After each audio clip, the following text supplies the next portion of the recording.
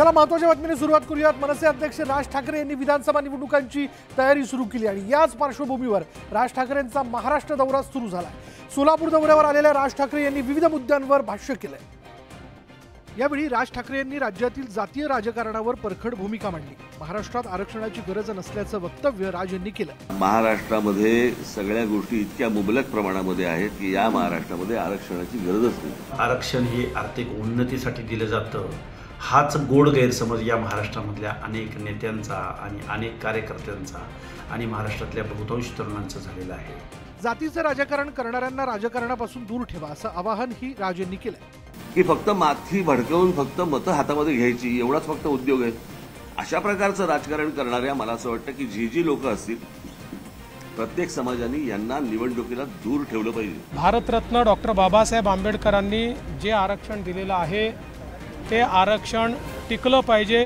आरक्षणाबाबत राज ठाकरेंनी पुन्हा एकदा परखड भूमिका मांडली। यामुळे यावरून नव्या वादाला तोंड फुटण्याची चिन्ह आहेत। राज्यात आरक्षणावरून आंदोलन सुरू असतानाच राज ठाकरेंनी त्यांची भूमिका जाहीर केली आहे। महाराष्ट्राला आरक्षणाची गरज नाही असं मत राज ठाकरेंनी व्यक्त केलंय।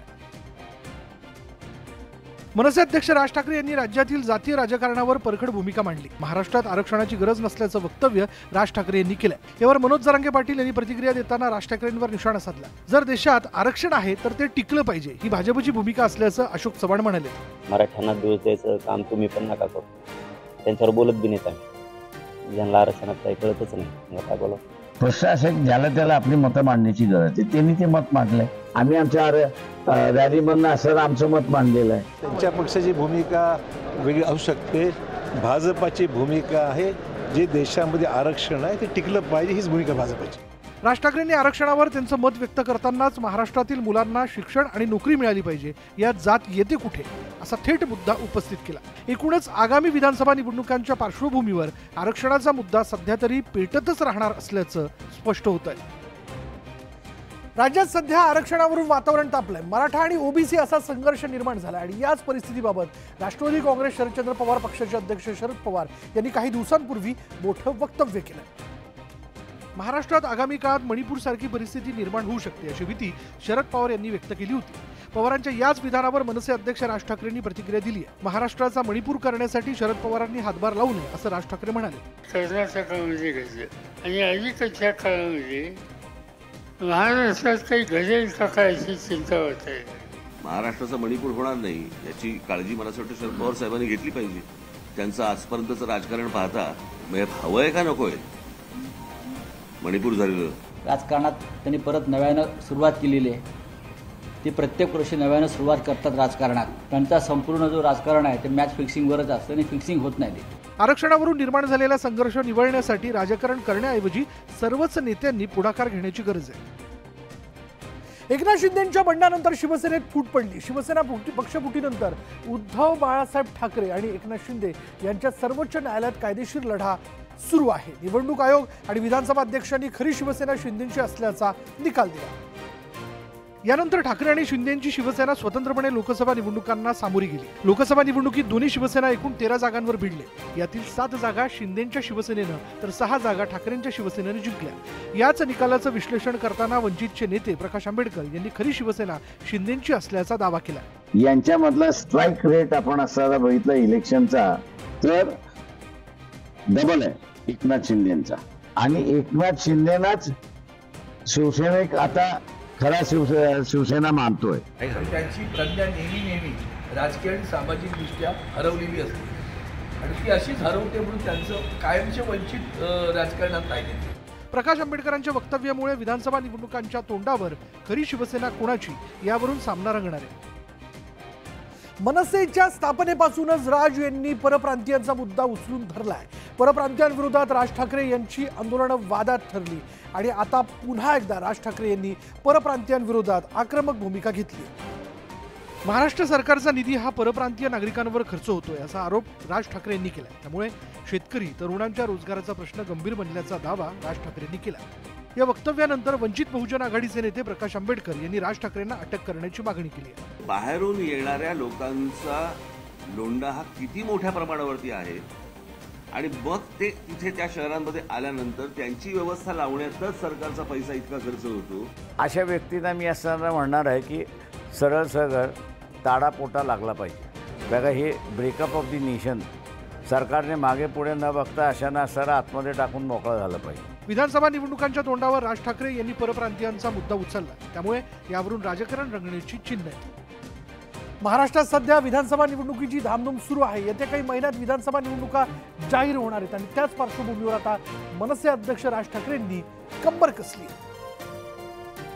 आगामी विधानसभा निवडणुकांमध्ये मनसे 225 ते 250 जागा लढणार असल्याचा पुनरुच्चार राज यांनी केला. साधारणपणे आम्ही एक 225 ते 250 जागा पक्ष लढवणार. हे काय पहिल्यांदा होत नाही, याच्या अगोदरही लढवले जातात. भाजपच्या फेक नरेटिव्ह या दाव्याचीही राज ठाकरेंनी हवा काढली की ही युती ही लोकसभेला नरेंद्र मोदींना पाठिंबा देण्यासाठी आहे.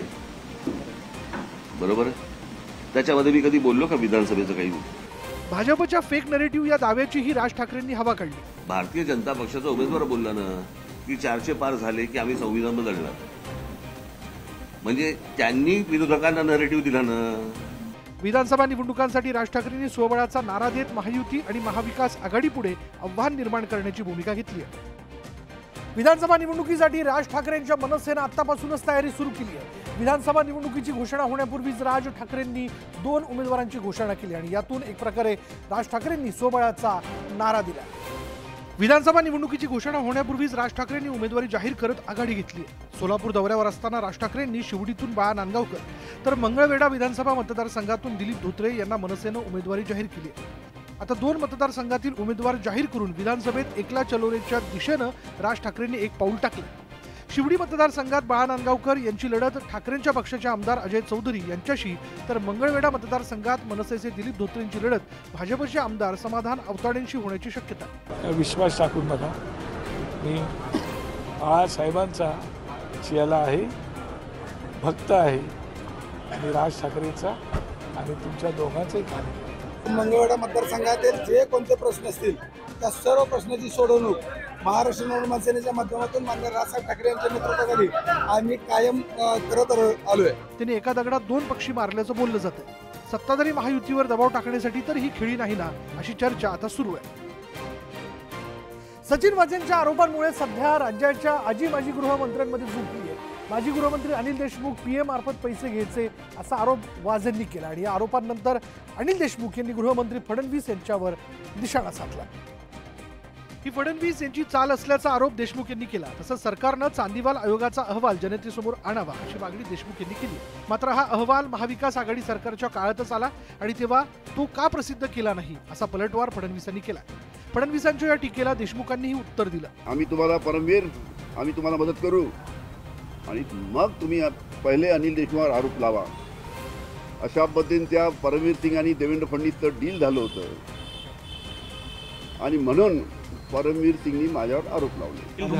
डील झाली होती असा आरोप केला. झूठ बोले कौवा काटे, काले कौवे से दरियो. सचिन वाझेंचे आरोप, त्यावरून देशमुखांकडून चांदीवाल आयोगाचा अहवाल जनतेसमोर आणण्याची मागणी, यावरून सध्या राज्याचं राजकारण ढवळून गेल्याचं पाहायला मिळत आहे. गेल्या काही दिवसांपासून मुख्यमंत्री निवासस्थान वर्षा निवासस्थान हे जे आहे ते गाठीभेटीचं केंद्रस्थान ठरलंय. प्रमुख नेत्यांनी मुख्यमंत्री एकनाथ शिंदे यांची वर्षा निवासस्थानी भेट घेतली. यात राज ठाकरे आणि शरद पवार यांचाही समावेश आहे.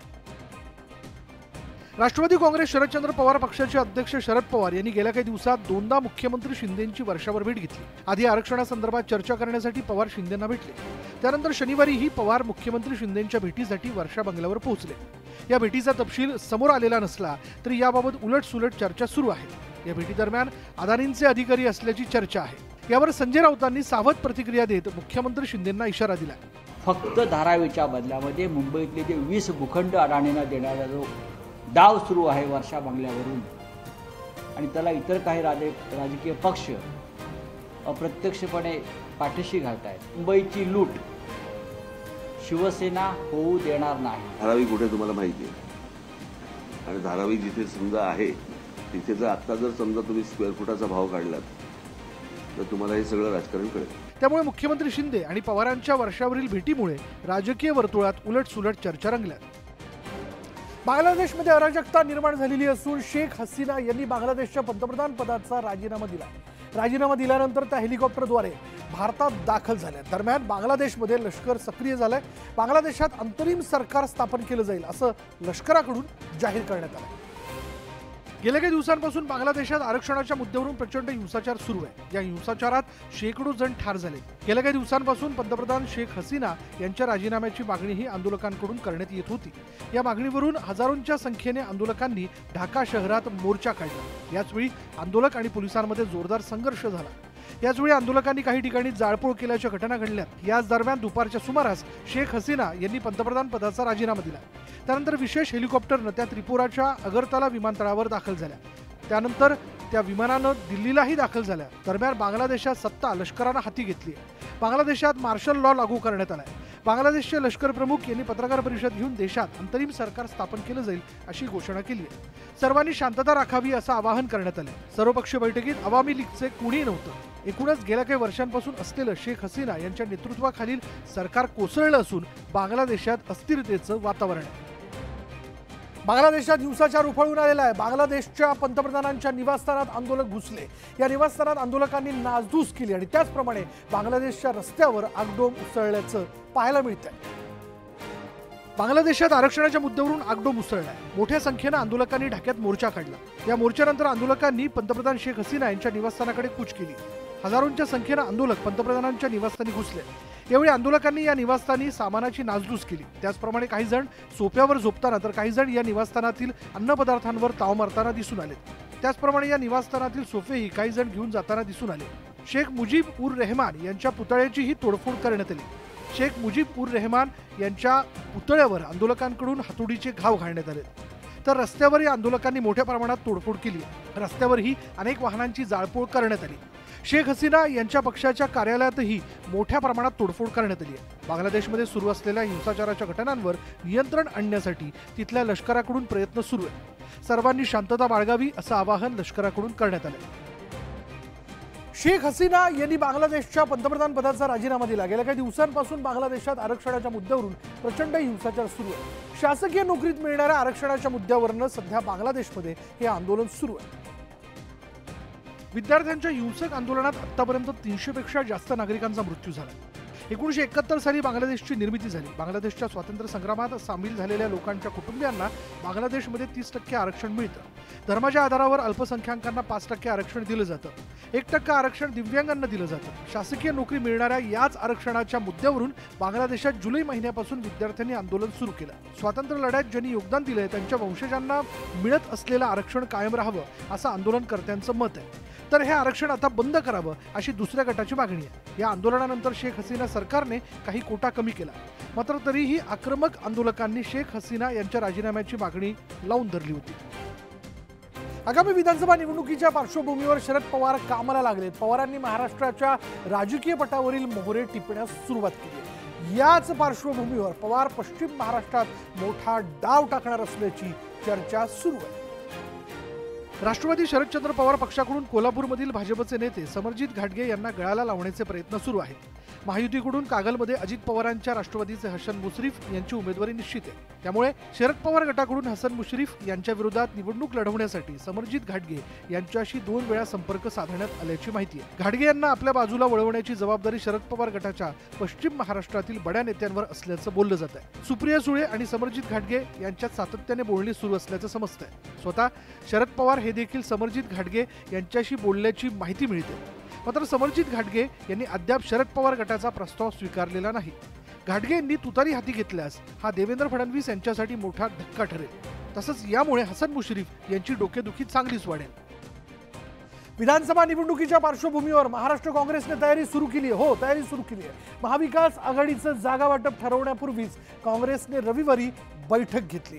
काँग्रेसचे राज्याचे प्रभारी रमेश चेन्नीथाला यांच्या अध्यक्षतेखाली काँग्रेस नेत्यांची बैठक पार पडली। मात्र या बैठकीसाठी शिवसेना युवा सेनेचे नेते वरुण सरदेसाई हे लीला हॉटेलमध्ये दाखल झाले होते। काँग्रेसची बैठक सुरू असतानाच वरुण सरदेसाई हे भेटीसाठी दाखल झाल्यानं आश्चर्य व्यक्त केलं जात होतं। मात्र या बैठकीला काँग्रेस आमदार जिशान सिद्दीकी गैरहजर होते। जिशान सिद्दीकींच्या मतदारसंघातून वरुण सरदेसाई इच्छुक असल्याचं बोललं जात आहे। यावरून विद्यमान काँग्रेस आमदार जिशान सिद्दीकी यांनी नाराजी व्यक्त केली आहे। मुझे बुलाया नहीं गया, शिवसेना उबट्टा के नेता को बुलाया गया। पार्टी मीटिंग में वरुण सरदेसाई हो या कोई भी हो, अगर वो जाते हैं तो इस पे मुझे लगता है छोटे लेवल पे, जो ग्राउंड लेवल पे जो कार्यकर्ता है वो हाईकमांड से पूछेगा।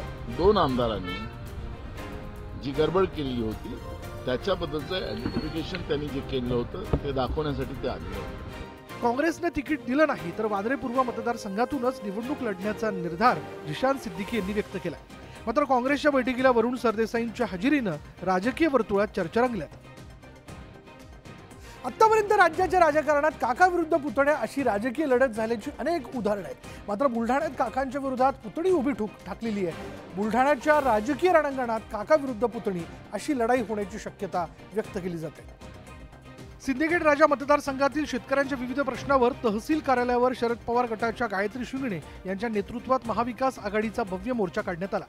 गेल्या 25 वर्षांपासून डॉक्टर राजेंद्र शिंगणे हे सिंदखेड राजा मतदारसंघातून आमदार म्हणून निवडून येत आहेत। मात्र अद्यापपर्यंत सिंदखेड राजा मतदारसंघाचा कुठलाही विकास झाला नाही। हा विकास व्हावा यासाठी डॉक्टर राजेंद्र शिंगणे यांची पुतणी गायत्री शिंगणे त्यांच्या विरोधात उभी ठाकली आहे। जनता तेवढी पॉझिटिव्ह झालेली आहे, कारण की कसं आहे, या आमच्या मतदारसंघामध्ये लोकांना विकास पाहिजे, नवीन नेतृत्व पाहिजे। आमची तयारी चालू आहे, पवार साहेब जे ठरवतील त्याच्यावर नंतर आता मी बघू। शरद पवार पक्षाच्या बुलढाणा जिल्ह्याच्या कार्याध्यक्षा गायत्री शिंगणे यांनी या माध्यमातून निवडणुकीचं रणशिंग फुंकलंय। त्यामुळे बुलढाण्यात काका विरुद्ध पुतणी अशी राजकीय लढाई होण्याची शक्यता आहे।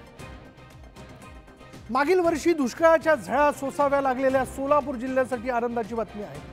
आणि सोलापूर जिल्ह्यासाठी वरदायिनी असलेलं उजनी धरण जे ते 100% भरलंय। हो, 100%। चंद्रभागा नदी दुथडी भरून वाहत असून पूरसदृश्य परिस्थिती निर्माण झाली आहे। पुणे जिल्ह्याच्या पश्चिम घाटमाथ्यासह भीमा खोऱ्यात पडणाऱ्या मुसळधार पावसामुळे धरणातून पाण्याचा मोठा विसर्ग सुरू करण्यात आला। यामुळे सोलापूर जिल्ह्यासाठी वरदायिनी ठरलेलं उजनी धरण 100% भरलंय। मागील वर्षी 12 ऑक्टोबरला केवळ 65% भरलेलं उजनी धरण यंदा ऑगस्ट महिन्याच्या सुरुवातीलाच 100% भरलंय। उजनी धरणातून आणि वीर धरणातून पाण्याचा विसर्ग भीमा नदीत सोडला असल्यानं पंढरपूरमधील चंद्रभागा दुथडी भरून वाहते। उजनी धरणातून जवळजवळ 1 लाख क्युसेकचा विसर्ग भीमा नदीमध्ये सोडण्यात आलेला आहे। वीर धरणामधून 32,000 क्युसेकचा विसर्ग भीमा नदीमध्ये सोडण्यात आल्यामुळे पंढरपूर येथील चंद्रभागा ही पूर्णपणे दुथडी होऊन वाहत आहे। घाटाच्या पायऱ्यांना पाणी लागलेलं आहे। उजनी धरणातून विसर्ग सुरू असल्यामुळे नदीकाठच्या गावांना सतर्कतेचा इशारा देण्यात आलाय। या पार्श्वभूमीवर नगरपालिका प्रशासन ही सतर्क झालंय। मालेगावमध्ये आज ऑपरेशन रेस्क्यू, थरारक रेस्क्यू ऑपरेशन जे ते राबवण्यात आलं। गिरणा नदीच्या पाण्याच्या प्रवाहात अडकलेल्या 12 जणांना सैन्याच्या हेलिकॉप्टरद्वारे रेस्क्यू करण्यात आलं। यामुळे या सर्वांना जीवदान मिळालं। नाशिकच्या मालेगाव तालुक्यातील सवनगाव शिवारात गिरणा नदीला आलेल्या पुराच्या पाण्यात रविवारी 12 जण अडकले होते। मासे पकडण्यासाठी हे लोक रविवारी नदीपात्रात उतरले होते। अचानक नदीचं पाणी वाढल्यानं सर्वजण अडकले। नदीतील एका मोठ्या खडकाचा त्यांनी आधार घेतला होता। सकाळपासून पुन्हा युद्ध पातळीवर बचाव कार्य सुरू करण्यात आलं होतं। अखेर सैन्याच्या हेलिकॉप्टरनं रेस्क्यू करण्यात आलं। 12 जणांना तब्बल 15 तासांनंतर रेस्क्यू करण्यात आलेलं आहे। पानी नहीं था पार वहाँ पे, हम गए ना वहाँ तुरंत, तो फिर पीछे देखे ना तो पानी आ गया था। फिर मैं इनकी मदद के लिए गया सामने, तो जब रिटर्न आने लगा तो 10 मिनट में पानी बहुत ज़्यादा हो गया, तो इनको मैं निकालने की कोशिश करा लेकिन ये निकल नहीं पाए। पाऊस थांबल्यामुळे हे मदत आणि बचाव कार्य वेगानं करता आलं। पाऊस सुरू असताना कुणीही नदीपात्रात उतरू नये असं आवाहन या निमित्तानं केलं जात आहे। आणि यानंतर 100% बातम्यांमध्ये आज आपण इथेच थांबणार आहोत। उद्या पुन्हा एकदा भेटूया, कारण मी जसं काय म्हणतो की घडामोडी वेगाने घडतील, ज्याबद्दल चर्चा होईल आणि त्याबद्दलच्या प्रतिक्रिया देखील व्यक्त होतील। आणि अशाच प्रकारे 100% बातम्यांमध्ये आपण ब्रेकलेस आणि ब्रेथलेस पद्धतीने घडामोडी जाणून घेत आहोत। पहा फक्त न्यूज 18 लोकमत।